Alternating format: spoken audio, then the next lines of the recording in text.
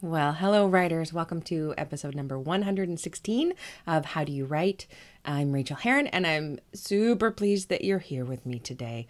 Today is the annual yearly roundup, and this is the episode that a lot of people like because I talk real stuff about real numbers, about what I personally make and how I make my money. So we will get into that. I really like transparency. There is not enough of it in this particular industry, and people need to know if they can make it or not. I believe you can. I believe it takes a lot of hard work and usually 2 jobs for a long time to get there. But I'm going into my 3rd year and I'm still making money. So I wasn't sure that would happen. I really wasn't when I quit my day job. So I'm just so grateful every day. I try to practice gratitude because, oh my God, I cannot take this for granted. Before we jump into that, though, it is January 7th. This podcast is going out a little bit late. And Friday's podcast will be up on time. So you've got one today and one in another 4 or 5 days if you actually listen on time, which apparently a lot of you do. So that's cool. Couple of business items. My podcast webpage has been down, howdoyouwrite.net. I don't know why. My web person is working on it, and Pippa is working on it. I host through Pippa, and they've been having a lot of problems. So I still love them, but it's a pain. So you can't leave comments there, but you always can leave me an email at rachel@rachelherron.com. It's spelled funny. Look it up. Rachael Herron on Twitter, Rachael Herron on Facebook. You can always grab me or drop me a line anywhere that you would like. And I love hearing from you guys. What's going on around here? It has been a crazy week and a half or so. If you listen to my other podcast, The Writer's Well, with Jay Thorne, we talked about it on there, but I will mention it briefly here that I turned up on scene at a car accident that had just occurred the day after Christmas. I mean, it had just occurred seconds before. And me and this female doctor that rolled up at the same time ended up doing CPR on this guy for a long time. The nearest fire station was out of service on a call, so it took a long time for them to get to us, and it was bloody and gruesome and awful and terrible, and we did the best we could, and they actually got a pulse back when the paramedics arrived on scene, so we kept him alive for a while. He just didn't stay alive. So I gave CPR instructions for many years. I know how to do CPR. I could do it. Like I could tell you how to do it in my sleep. All the verbiage comes back to me, and I could actually hear the verbiage in my head as I ran toward this man. Place the heel of your hand in the center of his chest, on his breastbone, right between the nipples. Put your other hand on top of that hand. Push down firmly 2 inches. It all just came into my mind. I have a friend who worked for United Airlines, and sometimes at parties we would make her drunkenly do flight announcements. I've also in the past drunkenly done CPR instructions at parties. Super crowd pleaser, y'all. So it was miserable, and I felt helpless and useless, and it was traumatic. I am considering getting some EMDR therapy for the trauma because I'm lucky enough. I don't have a lot of that kind of trauma in my life. Not good, God forbid. And I have a lot of friends who have gotten a lot of relief from EMDR therapy, which is specifically for trauma. I'm not feeling bad when I'm driving on the freeway, but while I'm driving on surface streets, if there is a person that I can see in the vicinity or a person that I can imagine in the vicinity, I get pretty stressed out. I didn't hit the guy, but I almost kind of feel like I did, which is the weird thing. I was actually talking to my goddaughter, and it slipped out when we were talking. I was saying, wasn't really thinking about my words, and I said, well, when I hit him, and then I went on speaking, and then I caught myself, and then I said, oh my God, when I got there.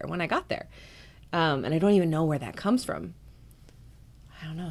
I'm working this out on air. Sorry about that. Maybe some guilt for not being able to save him, for not getting to put all the blood back in his body. So anyway, still dealing with that. I did get a chance to work it out on paper, which was really helpful. And that's the point of me telling you this, is that for my last Patreon essay, which went out on the last day of December, I wrote in detail about the accident and about what it meant to me, which is,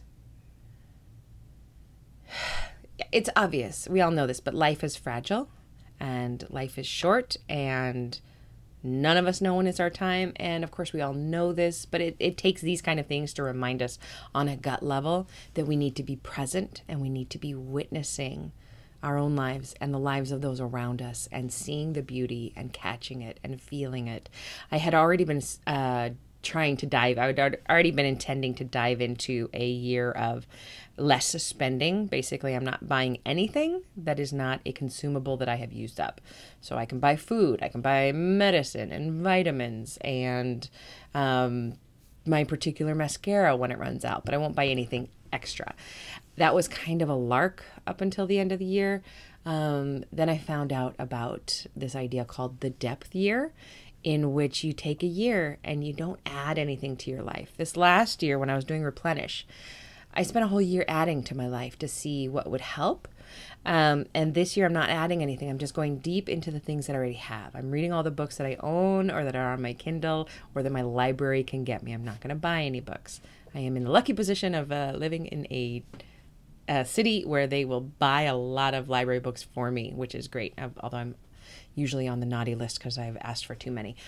I'm not going to buy any clothes, any craft supplies, any notebooks, no classes. I have so many classes I haven't done on my computer on different things. So I'm going deep, and I'm going to spend time really not even trying for mastery. I can't even call it that. Just spending time thinking about the things I love and doing the things I love and that I already have, and placing great honor upon what I already have been given. Like, I'm so freaking lucky. There is no need. I need nothing else. If you look at my room behind me, it's an explosion in here. I need to dig my way out of this office. I have enough yarn and fiber to last me at least a few years. I don't actually keep much stash on hand, but I do have a lot of fiber. I could spin a lot of yarn and use it all. So it's going to be awesome. I'm looking forward to that. The essay has gotten the biggest reaction and best reaction of any essay I've ever written. People have written to me very, very wonderful things. So I'm very glad I put that out there. I want to thank new patrons who came in because they wanted to read the CPR essay. And I got to tell you what, it was funny to put out, I'm going to write this essay on what happened to me. If you'd like to read it, spend $1. And I've got a slew of people who wanted to read the dark and painful essay. So I would like to thank them very quickly. And I would also sign up if somebody told me that. Oh. Dog is about to bark the barkies. Squeak the squeakies. Oh, well, we'll try to work around her. Thank you to Amy Vennett, Pranathi K, the Amanda Files, Beate Weichman, Suzanne Boyd, Audrey, Emily Bond, Pamela McKinstry, Rachel Debasitis. Hello, Rachel. Shirley Suzuki, Sarah Diamond, Charlotte Freeman, Lori Lessard, Rainy Knits edited Upper Pledge, how rad, Joy Young, and Susanna Connaughton, hello Susanna, Janet Kitto, and Nellie, Annie Marjoram, Claire Cowder, and Keelia Murphy. So how cool is that? Thanks, you guys, for signing up and for reading and for being a part of the Patreon. We're going to talk about Patreon monies in a little bit here, probably very shortly. What else did I have to tell you before we move forward? Oh, yes. So I wanted to talk about how just year in general overall, 2018 was one of the best years of my life. It really, really was. It was very, very, very difficult. And you've heard me talk about that here on this show before. But it was difficult in a really excellent way. It wasn't a difficulty because someone was sick or dying. It wasn't that kind of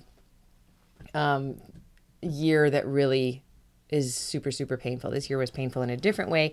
It was because I realized that I had become an alcoholic in the 2.5 years that I had, like 2 years that I left my day job.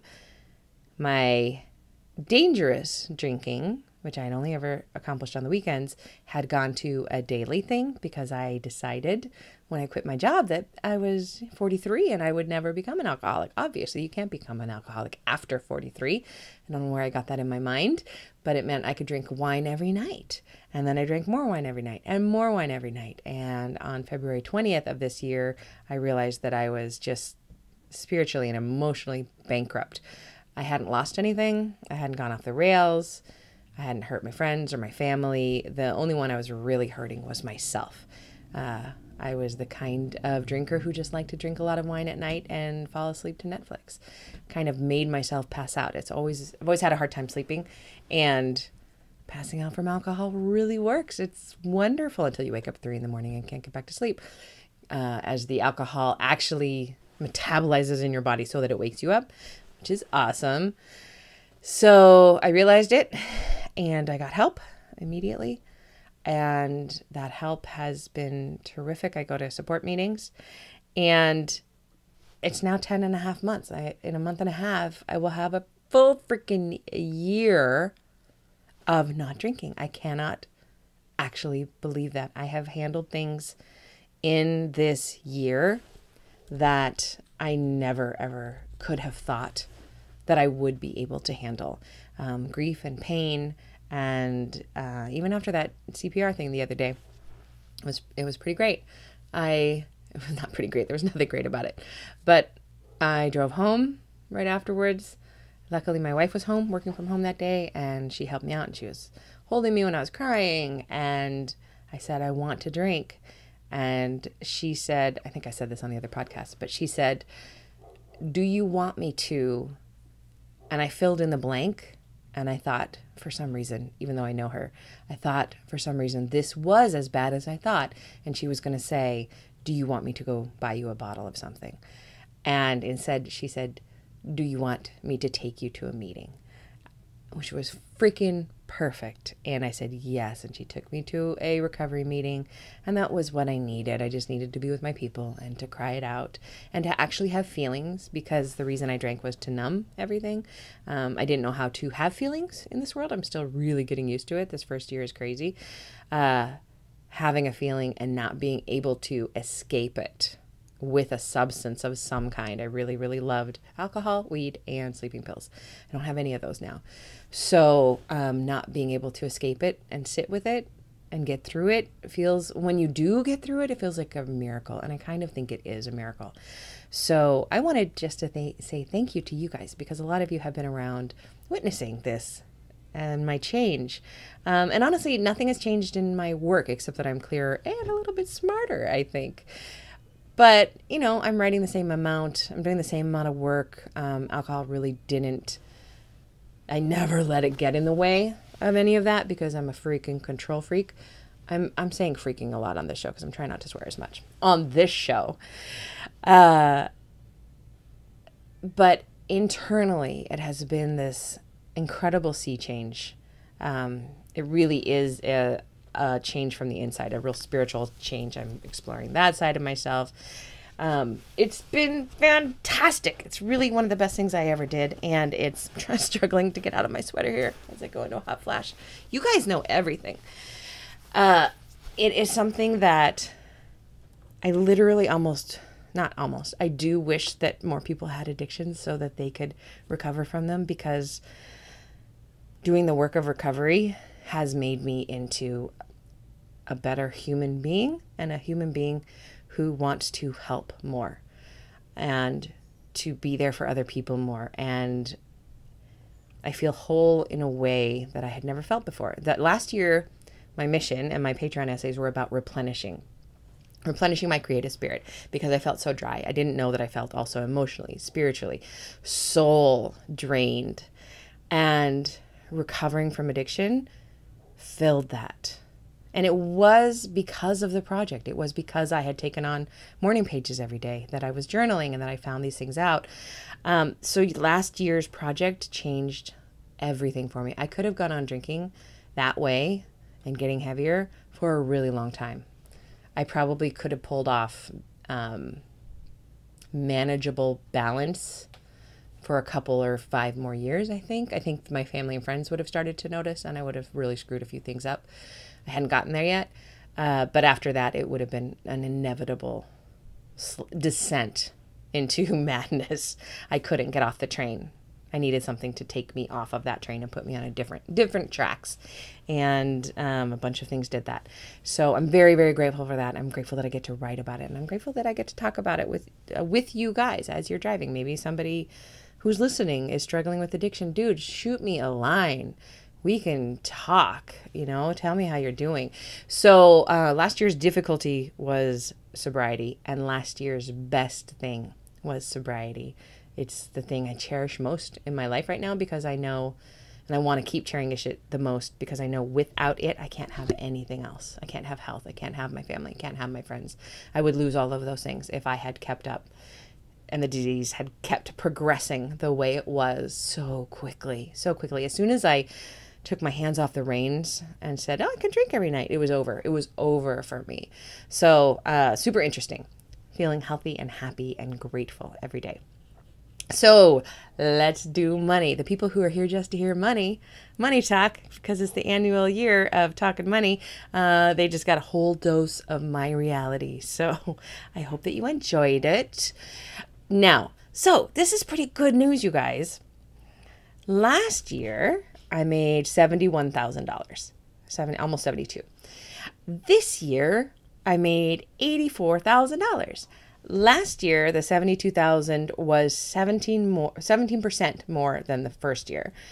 I can't do math that quickly backwards, but you get the picture. So I made a goal of earning 17% more this year, because I thought that was reasonable. I'd done it the year before. And it is reasonable. I made a little bit more than 17% more at this $84,000. 17% more than that is $97,000. So that's my goal for 2019. Let's just round up and call it an even $100,000. I would like to have a 6-figure year this year, 2019. I have ideas about ways I would like to make this happen.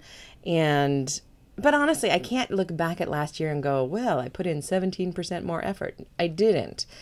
But things were coming to fruition that I had been working on. So, but I do believe that setting an intention is a good idea. And setting an intention to, make $1 million in 2019 is probably not the best intention for me, because it's not realistic. It's not how I live. It's not how I work. I mean, I do have Stolen Things, the thriller coming out from Penguin in August. That could be the book that blows up. I could be a millionaire.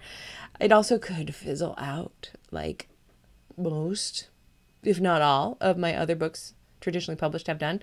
I don't want that to happen, but it's definitely more likely than it racing up the charts and making me a millionaire. So I keep that in mind. 17% growth would be great.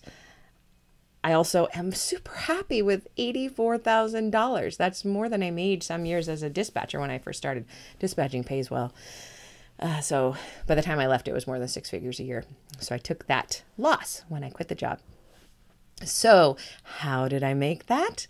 Well, in terms of writing, I broke it down this year. From my own writing, I made $64,650.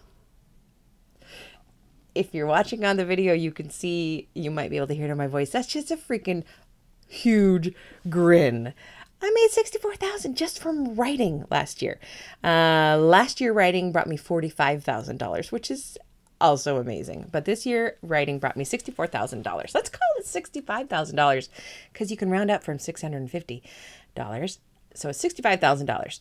I made from, and I'll break this down right here. From Audible, I made $1,657. That is not as much as I would like, but I'm not pimping those at all. Most of it is the Audible, the audio book for Fast Draft Your Memoir, which came out last year. That has sold pretty well in audio for me. And what I'm proud of is that it has fantastic reviews. People liked the way I read the audiobook. So that is wonderful. And I'm looking into doing more of my books that way, especially my memoir, A Life in Stitches, which came out in 2010. And I was just looking at my contract. They never sold the audio rights. My publisher didn't. And I think I own them. I think I owned them anyway. I think they were trying to sell them for me, but I think I still own them. And that's nonfiction. That's in my wheelhouse to read out loud. So I think I'm going to do that this year. From books, I made just straight up books, ebook and print. I made $42,000. So broken down, that is $21,000 from New York publishing, from traditional publishing is what I mean by New York, through publishers, through my agent. That is up a lot from the $2,600 I made last year from New York. So $21,000 from New York this year, and that's mostly about selling my new book. From self-publishing, I made $21,000, also 21. They're both $21,000, very even, 50-50 split. And that is down from last year's $29,000. And for that, I blame two things. I blame that the market is down in general across the board for books being sold right now. And also I put in literally zero marketing. So for zero marketing money spent, I didn't take out a Facebook ad. I didn't do an AMS ad. Oh, I think I paid a company to do some AMS ads, but I fired them shortly thereafter. I did no marketing except email newsletter when Fast Draft Your Memoir came out. A couple of email newsletters, I think. So $21,000 with doing no work is not bad for me. I'm going to work on that more this year. I want to do more AMS ads. I know that the market is changing. If you listen to other podcasts like The Creative Pen, you know that Amazon is turning into more of a pay-to-play market. So you kind of do need to do ads there in order to be seen. It used to be more organic. They're taking that organicness away, just like Facebook did with ads. Reiterating, of course, that you want to build your email newsletter list as soon as possible after your first book comes out. Don't stress about it before your first book comes out. But after your first book comes out, start working on that email newsletter, because that is the only thing that you can really own in this industry. You can be sure of nothing but that. So those emails are sacrosanct. I really believe that. So $42,000 on books. From magazine writing, I made $1,750, had a few articles out. And from Patreon, God bless Patreon, let's light up the sky and sing a song, 19,501. I don't know where that $1 came from. But so, well, that makes me able to round it up to 20,000 while we're talking. So basically I made 20,000 from New York, New York publishing, self-publishing, and Patreon. And then plus the Audible and the magazine money adds up to about $65,000. Patreon has been so wonderful to me. I make about $1,600 a month, I think, on writing those essays. And like I've talked about ad nauseum on the show, I put my all into those. That is some of the best writing I've ever done, are those essays. Because I'm getting $1,600 a month to write them. That is no joke to me. At the end of the year, I've earned myself an advance of $20,000. And now I'm actually in the process of editing the first two books that I wrote in Patreon. And then I'm going to be giving to my agent and seeing what happens with them. I may self-publish them. I don't know yet. But it doesn't really matter because I've already made $20,000 on them. This is a bigger advance than I usually get on any book. So anything else I get, I'm going to treat like free money. It's not free money, but I'm going to let myself feel that it is. So that is super exciting. What else did I make money on this year? That's the book portion. The rest of it came from, let's see, we got the books. Coaching. I made about $9,000 on coaching. I coach on basically one-offs right now. I call them tune-ups. You can have a tune-up just talking to me or a tune-up with a critique of 2,500 words. And you can find information on that at rachelherron.com/coach. And because I pretty much let all my long-term clients go, they all graduated out of the system. I've just kept one because I need to keep her and I love her. I don't want to stop working with her, so I'm selfish that way. And I look forward to working with her. But otherwise, I get really excited about these one-offs because then I get to help people and they get to go do their work. I get to spur them into doing their work, and we don't talk every week. We talk just when they need it. So that works very, very well. Queries. Oh, I have that query letter little side hustle right now. I made $700 on that last year. So that's at rachaelherron.com/query, and I will fix your query for you for $100. There you go.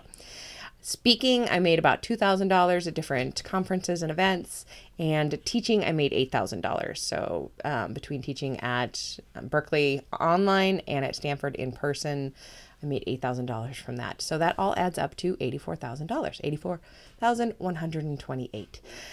Those are my numbers. I don't plan on changing anything this year in terms of what I'm doing. I will do a little bit less teaching because this last fall and the fall before it, I taught 2 classes in the fall, not one at Berkeley and one at Stanford.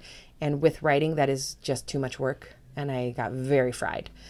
I cannot grade 60,000 words a week and be writing my own words. So if Stanford will have me, I'll just be teaching my memoir class again there because I love teaching that one.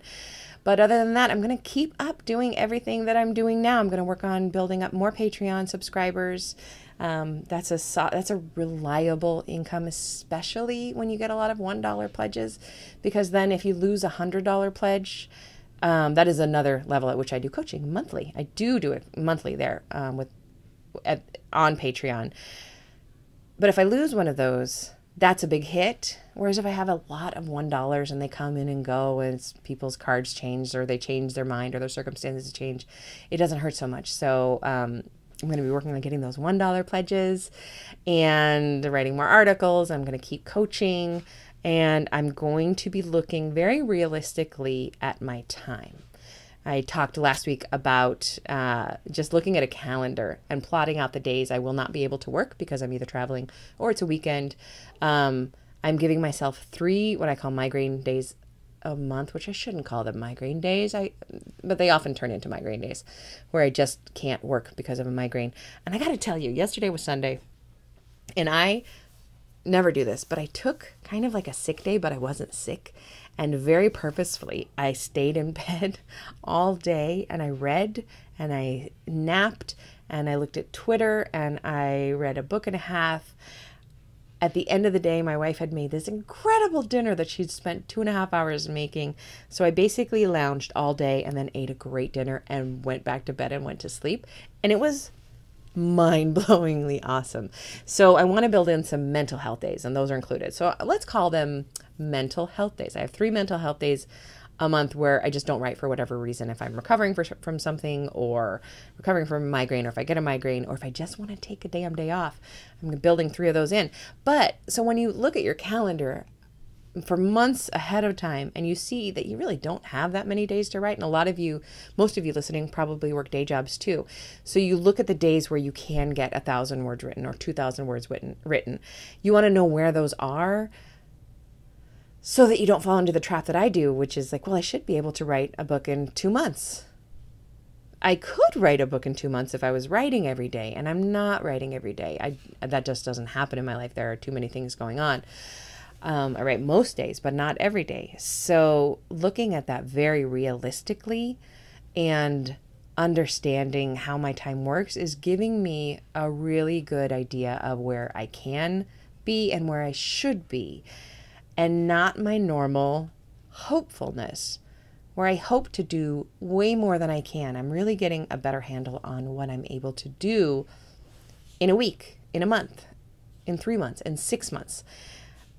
I have always overestimated what I can do, and I think most of us do this. We overestimate what we can do in a certain amount of time. There's a famous quote that I'm going to get wrong, but it says something like, we all overestimate what we can do in a year, and we underestimate what we can do in 10 years. And I think it's really, really true. So I'm trying to be a lot more realistic about that. And with this realism comes a greater motivation to do the work in the time that I have, because I know that I have less time than I thought. So I must do the things I put on my calendar. For example, by the end of January, I want to have both of those nonfiction books done and dusted and sent to my agent off of my desk. I haven't looked at them at all in the last 2 years that I've been writing them, except to refer back to them to see if I've already, said this, made this analogy, or told this vignette. So that's my goal for January. And then in February, I'm starting to write the next thriller. And then I've got some other things that are in the works, but that's how it's working for me right now. And I'm trying to look at it with open eyes and acceptance that I can do this. It's not bad that I'm going slower than I want to be, because I'm still going pretty damn fast. And I like pretty damn fast. Other than that, I just want to say that if you're just starting out, these seem like big numbers. I'm not just starting out, and these still seem like big numbers. Flip side of that is you may also feel very disappointed. I've been at this since 2000. I got my agent in 2008. So that's kind of when I already had a book completed, but that's when I figured that my career started. So 10 years ago, just 10 years ago. But you may be sitting in your car listening to me thinking, geez, 10 years, 24 books, 14 of them self-published. Why isn't she, making multiple six figures a year? I don't know, dude. The business is hard. So you might be disappointed from this. I don't think you should be, though. I think that this proves that if you write, and you write good books, and you get them out on a regular basis, you don't even need to do advertising to make $20,000. Oh gosh, there might be people listening to this who make that in a month on self-publishing. But I'm happy with where I am. And you need to know what, the cat is agreeing with me. You need to know what you will be happy with and what you need to earn. I knew when I quit my job that with my wife's income, I needed to bring in, I think it was $36,000 a year. I know it was in the 30s. I think it was 36, in order to make ends meet and to buy nothing extra at all. So I didn't quit my day job until my writing had brought in reliably $36,000 for a couple of years. It would have been even better to have pushed myself further and gotten more money in the bank, but I didn't do that. I took the leap, and it has worked so far. I do not know if I'm going to be able to say this next year, right? I am not against having to take a part-time job if I need to, take a full-time job. I know that these eventualities happen, that shit happens. I know that. I have one of my best friends who's a full-time writer, more books than I have, bigger deals than I've ever had to work at the Container Store a couple of years ago. And she worked with her whole heart, and she worked joyously because she still got to be a writer when she wasn't at the Container Store. I do not want to work at the Container Store, P.S., because I love organization things, and I would not take a paycheck home. So I can't work at the Container Store. But Trader Joe's, I always talk about Trader Joe's. That's my next job if I need a job, if they will have me, because they all look so happy there, and I like groceries, and I like people. So I know that that could happen. I hope it doesn't. I hope that this time next year I'm sitting here talking to you about my millionaire status. No, honestly, I do hope, seriously, that I am talking to you about my six-figure status as a self-employed writer. That would be dope. I would really, really like that. So I'm going to work toward that. That's a reasonable goal for me in my place. I'm going to try to make 17% more next year. It's better than you'll get from a bank, right? So there's my update. Thanks so much for listening to it. I know this was kind of a long and emotional one, but that's where I am this year. And I'm very, very, very, very excited about 2019. I'm excited about what I'm going to write. And I'm also excited about hearing what you're going to write. I want to hear from you guys. Tell me what you're working on. Tell me what you're struggling with. This year, tell me where I can help you with this podcast and with my writer's newsletter to you. Tell me what you need from me or what you want, because I am your gal. Like, we're in this together. I really consider this a partnership, that you're my friends, that you're honoring me by spending time with my voice in your ear. That just makes my heart so happy. And I'm so grateful to you guys for being there. So keep in touch. Happy New Year. And we'll talk again in 4 days when the next podcast comes out. Thank you for being here with me this year, you guys. Onward.